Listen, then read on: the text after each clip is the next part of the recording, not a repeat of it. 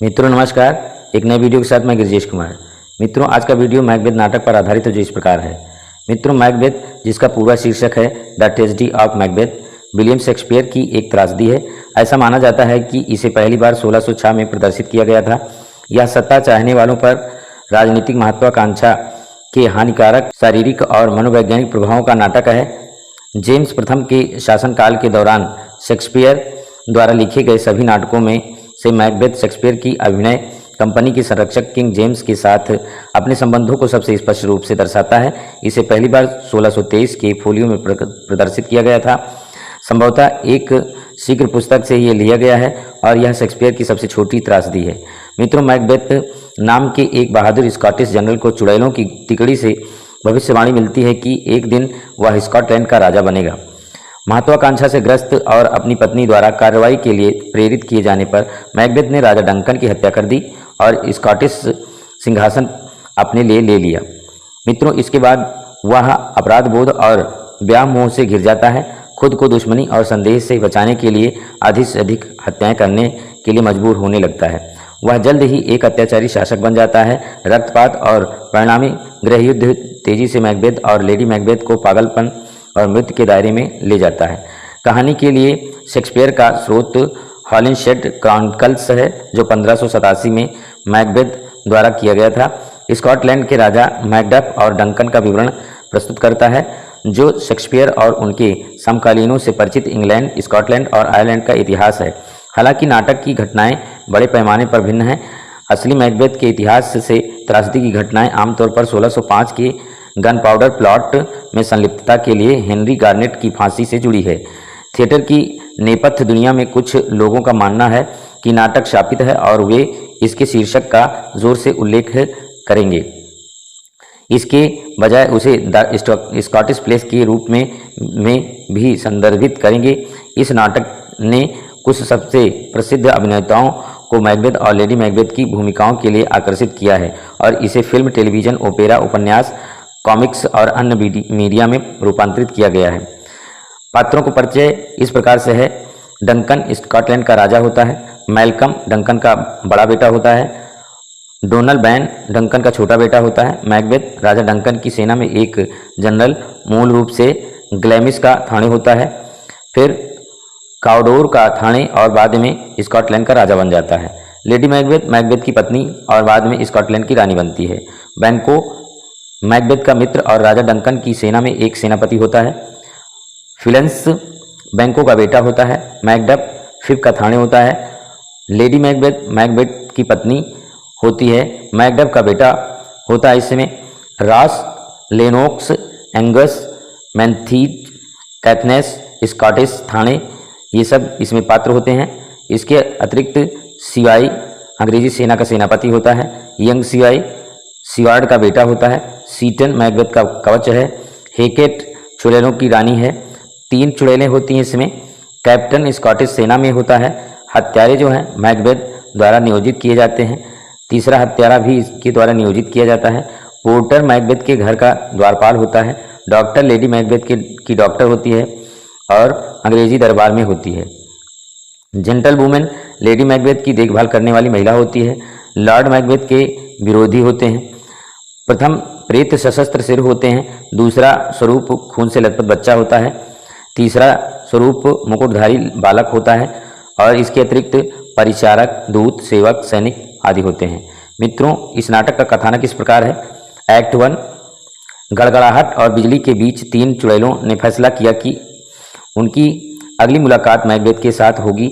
निम्नलिखित दृश्यों में एक घायल सर्जेंट स्कॉटलैंड के राजा डंकन को रिपोर्ट करता है कि उसके जनरलों बैंको और मैकबेथ ग्लैमिस के थाने ने अभी नॉर्वे और आयरलैंड की सहयोगी सेनाओं को हराया है जिनका नेतृत्व गद्दार मैक डॉनवाल्ड और काउडोर के थाने ने किया था। राजा के रिश्तेदार मैकबेथ की बहादुरी और युद्ध कौशल के लिए प्रशंसा की जाती है। मैकबेथ और बैंको मौसम और अपनी जीत पर चर्चा करते हैं। जैसे ही वे एक जंगल में भटकते हैं 3 चुड़ैलें प्रवेश करती हैं और भविष्यवाणियों के साथ उनका स्वागत करती हैं। हालांकि बैंको ने उन्हें पहले चुनौती दी। उन्होंने मैकबेथ को संबोधित करते हुए उसे ग्लैमिस के थाने कॉरिडोर के थाने के रूप में सम्मानित किया और कहा कि वह इसके बाद राजा होगा। ऐसा प्रतीत होता है कि मैकबेथ स्तब्ध होकर चुप हो गया और जब बैंको अपनी किस्मत के बारे में पूछता है तो चुड़ैलें जवाब देती हैं कि वह कई राजाओं का पिता बनेगा, हालांकि वह खुद एक नहीं होगा। जबकि दोनों व्यक्ति एक ही घोषणाओं पर आश्चर्य करते हैं, चुड़ैलें गायब हो जाती हैं और एक अन्य थानेदार रॉस आता है और मैकबेथ को उसकी नई दी गई उपाधि थाने ऑफ कॉरिडोर के बारे में सूचित करता है।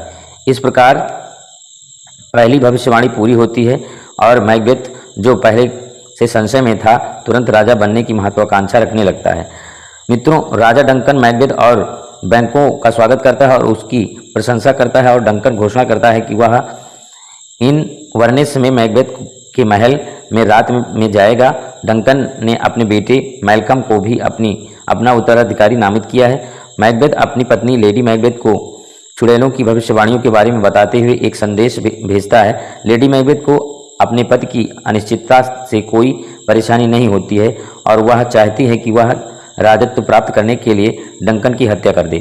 जब मैकबेथ इन्वर्नेस पहुंचती है तो वह अपने पति की मर्दानगी को चुनौती देकर उसकी सभी आपत्तियों को खारिज कर देती है और उसे उसी रात राजा को मारने के लिए सफलतापूर्वक मना लेती है। वह और लेडी मैकबेथ डंकन के 2 चैम्बरलेन्स को नशे में धुत करने की योजना बना रहे हैं ताकि वे बेहोश हो जाएं। अगली सुबह वे कक्षपालों को हत्या के लिए दोषी ठहराएंगे। चूंकि चैम्बरलेन्स को कुछ भी याद नहीं है, इसलिए उन्हें इस कार्य के लिए दोषी ठहराया जाएगा। एक्ट 2 इस प्रकार से है। जब डंकन सो रहा होता है तो उसके संदेह और खूनी खंजर की मतिभ्रम सहित कई अलौकिक दृश्यों के बावजूद मैकबेथ ने उस पर चाकू से हमला कर दिया। वह इतना हिल गया कि लेडी मैकबेथ को कमान संभालनी पड़ी। अपनी योजना के अनुसार उसने डंकन के सोते हुए नौकरों पर खूनी खंजर रखकर उन्हें हत्या के लिए तैयार किया। अगली सुबह एक स्कॉटिश रईस लेनोक्स और फिप के वफादार थाने मैकडफ पहुंचते हैं। एक कुली गेट खोलता है और मैकबेथ उन्हें राजा के कक्ष में ले जाता है, जहां मैकडफ को डंकन का शव मिलता है। मैकबेथ ने गार्डों को अपनी बेगुनाही का दावा करने के लिए रोकता है और उनकी हत्या कर देता है, लेकिन दावा किया कि उसने ऐसा उनके कुकर्मों से क्रोधित होकर किया। डंकन के बेटे मैल्कम और डोनाल्ड बेन क्रमशः इंग्लैंड और आयरलैंड भाग गए। उन्हें डर था कि जिसने भी डंकन को मारा वह उनकी भी मृत्यु कर देंगे। सही उत्तराधिकारियों की उड़ान उन्हें संदिग्ध बनाती है और मैकबेथ मृत राजा के रिश्तेदार के रूप में स्कॉटलैंड के नए राजा के रूप में सिंहासन ग्रहण करता है। मित्रों, बैंको ने दर्शकों के सामने इसका खुलासा किया और नए राजा मैकबेथ पर संदेह करते हुए उसे चुड़ैलों की भविष्यवाणी याद आई कि कैसे उसके अपने वंशज सिंहासन के उत्तराधिकारी होंगे। इससे उसे मैकबेथ पर संदेह हो जाता है और तब शुरू होता है एक्ट 3। अपनी सफलता के बावजूद मैकबेथ भविष्यवाणी के इस भाग से भी अवगत है, असहज रहता है। मैकबेथ बैंको को एक शाही भोज के लिए आमंत्रित करता है, जहां उसे पता चलता है कि बैंको और उसका बेटा फ्लिंस उस रात बाहर जा रहे हैं। बैंको के संदेह के डर से मैकबेथ ने उसकी हत्या करने की व्यवस्था की। उन्हें मारने के लिए 2 लोगों को काम पर रखा, बाद में तीसरे हत्यारे को भेजा, संभवतः यह सुनिश्चित करने के लिए कि कार्य पूरा हो गया। हत्यारे बैंको को मारने में सफल हो जाते हैं, लेकिन फ्लिंस जो है बच जाता है। मैकबेथ क्रोधित हो जाता है और उसे डर है कि जब तक बैंको का उत्तराधिकारी जीवित रहेगा तब तक उसकी शक्ति असुरक्षित रहेगी। भोज में मैकबेथ अपनी स्वामी और लेडी मैकबेथ को शराब पीने और मौज मस्ती की एक रात के लिए आमंत्रित करता है। बैंको का भूत मैकबेथ के स्थान पर प्रवेश करता है और बैठ जाता है। मैकबेथ डर कर बड़बड़ाता है, अपने मेहमानों को चौंका देता है क्योंकि भूत केवल उसे ही दिखाई देता है।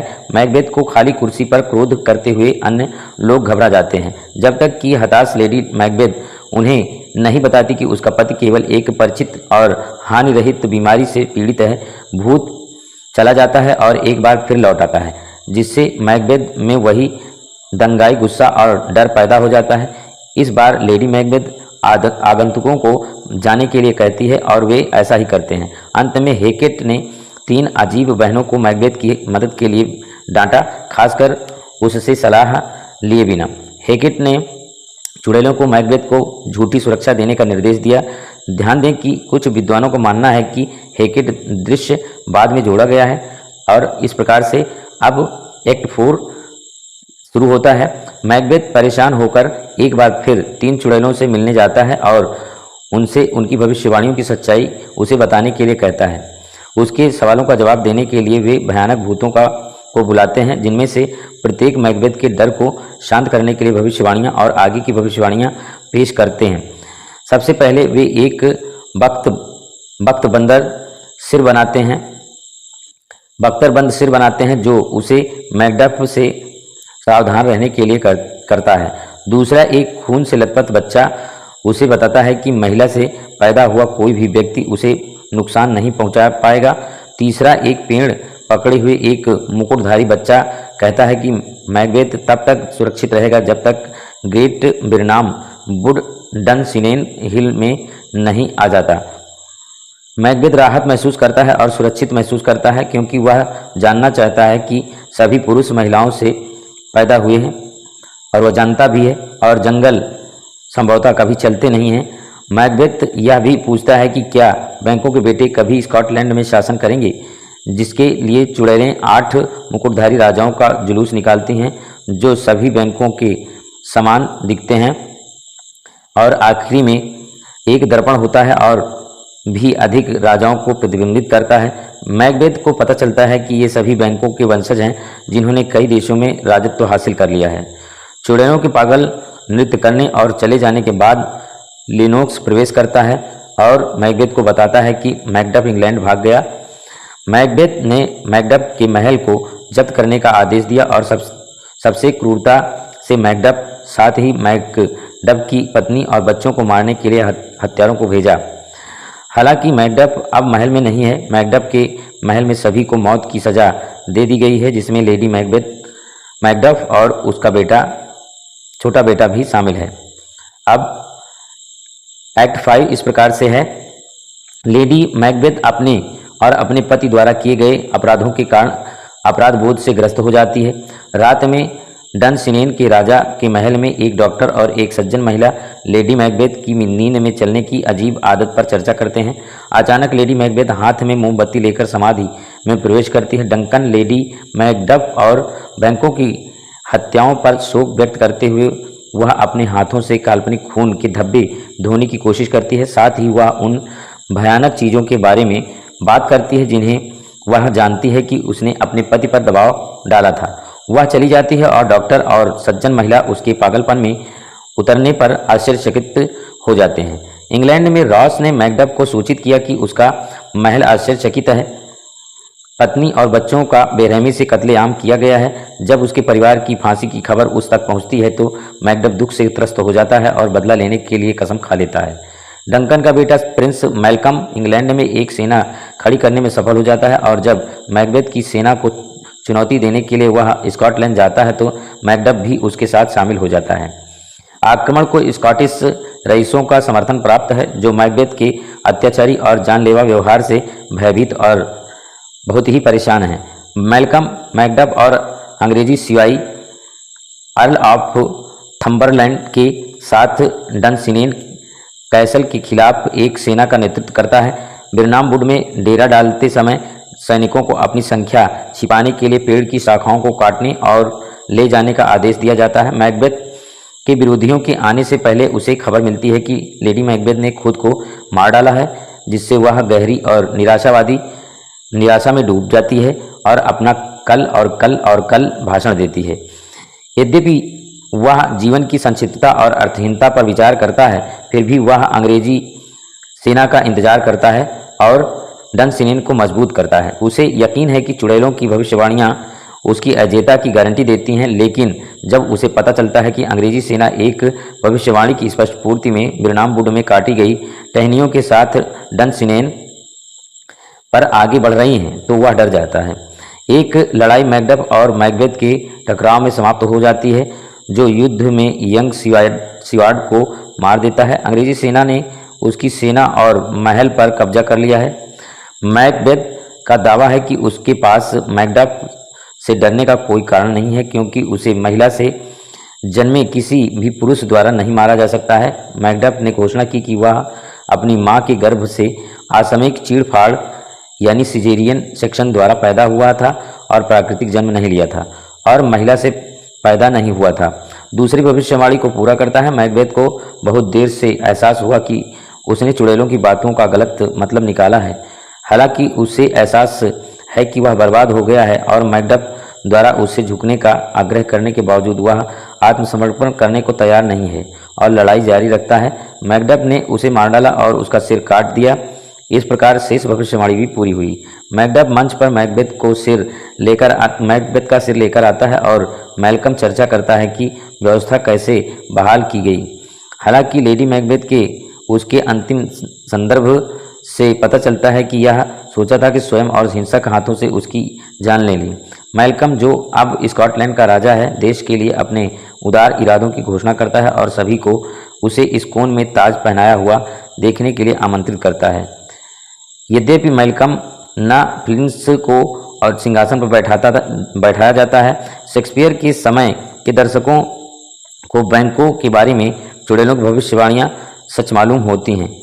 बाद में कथित तौर पर बैंकों का वंशज जो है राज करता है। इस प्रकार इस दुखांत नाटक का समापन हो जाता है।